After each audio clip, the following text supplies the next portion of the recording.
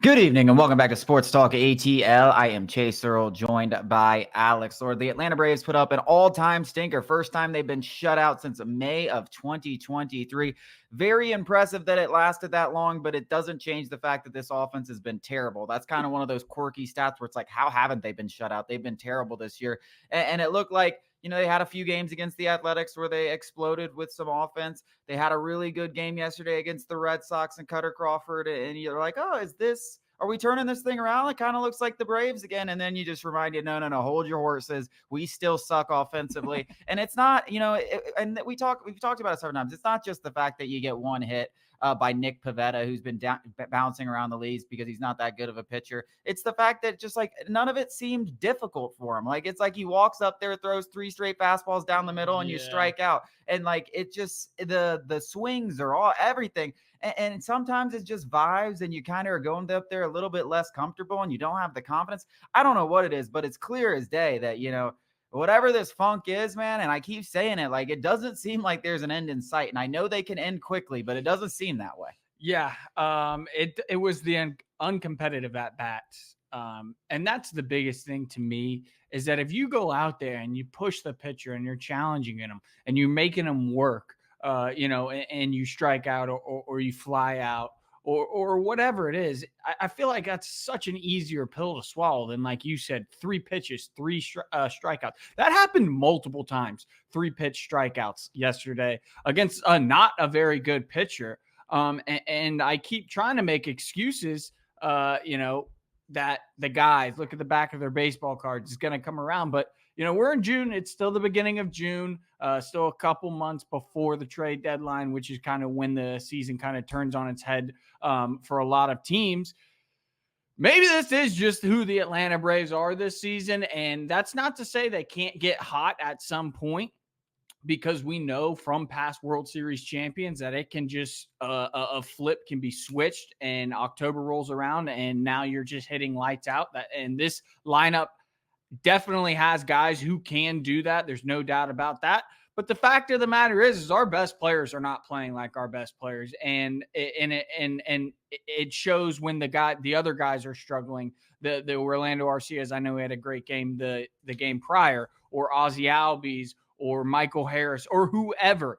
Those warts look worse when Matt Olson isn't slugging, when Austin Riley isn't slugging. Sean Murphy just got back and he got hit on the elbow. So it just feels like the Braves can't get out of their own way. They can't, string together a few games of seeing the ball go through the hoop type thing. And I don't know what it's going to take. It's not the end of the world because, like I said, even with the lineup underperforming, this team is good enough to still kind of coast to the playoffs. Now, the NL East, that's a different conversation completely. But this team, as currently constructed, is still good enough to just coast to the postseason. Obviously, that's not what you want, but it really is a timing thing that it doesn't really matter, outside of winning the division until what you're playing like in September and October. Again, it's hard to watch. I hate to watch them, and I hate to keep making excuses, but those are all facts. Yeah, I mean, I'm not thinking about September and October and June. I mean, it's all true. Like, yes, you can play great baseball. Yes, crappy teams. I mean, the Diamondbacks were not a good baseball team last year, and they made it to the World Series. Like, the Phillies 2 years ago, or even last year, weren't even in the same Braves stratosphere in terms of baseball teams. And obviously, we saw what happened in the NLDS. So, you get in, it's a crapshoot. Anything can happen. You saw what happened in the 2021 team when you win the World Series. There's going to be additions. So this isn't even the final form of the Braves. So it's really hard to even think about that stuff. But as far as the current group and just expecting this to turn around, I mean, I think it's fair to start asking questions about like what is Ozzie Albies going to do this year? Is he going to underperform? Is Michael Harris taking a step back and regressing like a lot of people have projected him to do over the first 2 years? Matt Olson, I've already spoke on it. He's never going to have a season like he did last year. That was a career year. Much like a lot of these Braves last year, they had career years. Yes, also the fact is the baseballs are dead, guys. And unless those baseballs change, we're not going to hit as many home runs. And we're a team that thrive on the long ball. So yes, that hurts a team like us. Now, Austin Riley's the one guy on this entire team. I'm like, he's going to get back to where he's going to be. He's shown me it 3 years in a row. He's been extremely, extremely consistent. He got injured. He's coming back. Not worried about Riley. But everybody else in this lineup, even Marcell Ozuna, who's been performing so well,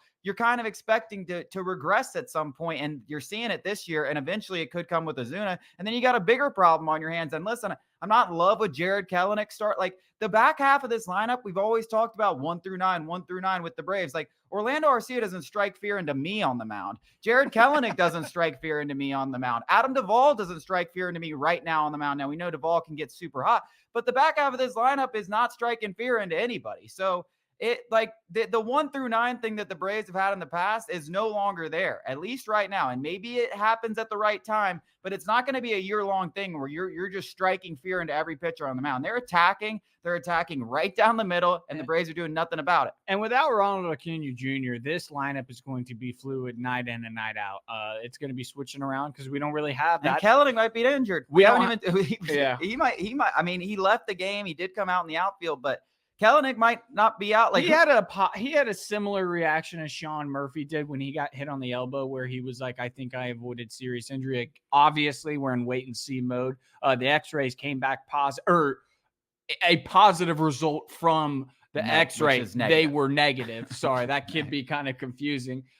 So, I'm not going to say, broken wrist out for a bunch of months, but I do want to say, I mean, I still, like, again, and I don't want to be the optimist, because generally speaking, I subscribe to the trying to be a realist. I really do, but I'm not there on Matt Olson.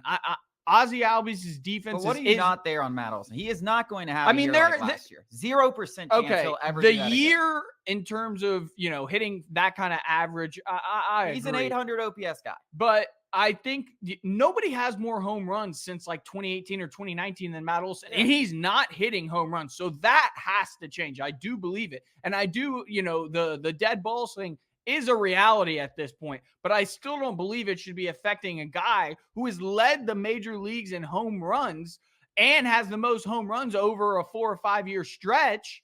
Is just going to forget about it. And obviously nobody has to say something about Austin Riley. That guy is one of the most feared hitters in this league. And I don't want to go down the list of defending guys, but I feel like I have to. And obviously, I don't have to do it to you, but like, maybe regression is coming from Michael Harris, but again, like, the guy is still batting 270 or 260. He gets a couple of home runs. That OPS balloons up a little bit. Ozzie Albies is obviously capable of putting some in the bleachers as well. I think that it's just when it rains, it pours type thing, and that, like, everybody is sucking. So everybody feels like it just feels like we can't get a break. When we're down, we get kicked down. So I just think, like, I'm just clear skies are in the future. How far? I don't know. Yeah, I mean, it's going to get better because it can't get worse.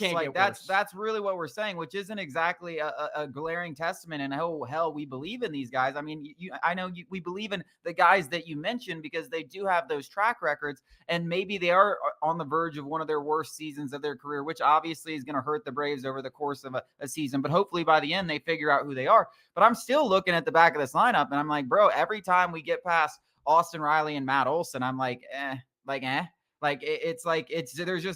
not a ton there. Like Marcell Ozuna, Matt Olson, Austin Riley, whoever's hitting first. Maybe you can throw Ozzie Albies or Michael Harris back there. Sean Murphy's obviously dealt with injuries. Travis d'Arnaud has been in a slump since his fiery stretch there.